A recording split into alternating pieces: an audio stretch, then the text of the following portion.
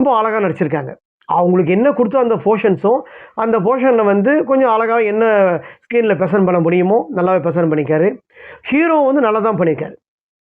அந்த கதாபாத்திரத்துக்கு ஹீரோ வந்து எப்படி கொடுக்க முடியுமோ அந்த விதத்தில் நல்லாவே கொடுத்துருக்காரு. கதாநாயகனோட கொள்கை என்னன்னா, என்னை நம்பி வந்தவங்கள நான் என்றைக்கும் கைவிட வரும் வெள்ளிக்கிழமை இந்த திரைப்படம் வந்து திரைக்கு வருது. அதாவது மார்ச் 6ஆம் தேதி திரைப்படம் வருது. நான் சொன்ன இந்த ரவி மரியாசின், கதாநாயகி 2 பேர், மற்ற சப்போர்ட்டிங் பண்ண காமெடி ஆக்டர், ஹீரோ வந்து சொல்கிற டைலாக் தான் நான் தான் உங்களுக்கு ஏற்கனவே சொல்லியிருக்கேன். என்னை நம்பி வந்தவங்கள யாரும் கைவிட மாட்டேன்னு சொல்லுவார். அப்படி தான் வந்து கதாநாயகன் சொல்லுவார். கதாநாயகன் நல்லா தான் பண்ணியிருக்காரு. ஓகேங்களா? ஸோ ஆடியன்ஸுக்கு வந்து கண்டிப்பாக வந்து நம்ம கண்டிப்பாக ரசித்து வந்து பார்க்கறதுக்கு உண்டான வாய்ப்பு இந்த திரைப்படம் நிறையவே இருக்குது. நான் என்னடா ப்ரீவியூ ஷோஸில் பார்த்தேன் அப்படின்காகலாம் இந்த திரைப்படத்தை வந்து நான் வந்து உங்களுக்கு சொல்லலை. படம் பார்க்கறதுக்கு நல்லா இருக்குது. ஏன்னா ஏன் சொல்கிறேன்னா, இந்த படத்தோட கதாநாயகன் தான்